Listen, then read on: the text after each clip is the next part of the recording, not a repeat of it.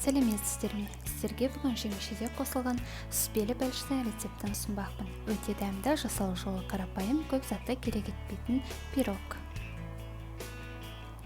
Ситодан өткізілген ұнға 1 шай қасық разрыхлитель қосып араластырамыз. Сары майды үкіштен өткіземіз.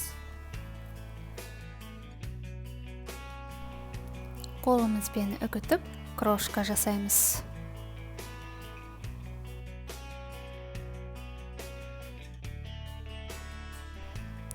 Жұмыртқа мен сахарды қосып, ортасынан бастап ақырын араластырамыз.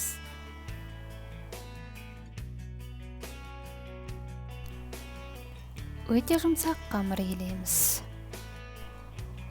Дайын болған қамырды 30 минутқа холодильникке қоямыз. Сол аралықтан начинка дайындаймыз. Творог, жұмыртқа, қаймақ, сахар қосып, блендермен еземіз.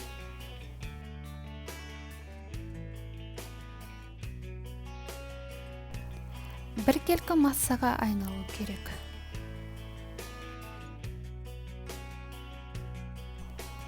Қамырды холодильниктен алып, диаметрі 24 см формаға видеода көрсетілгенде қолмен жайып шығамыз.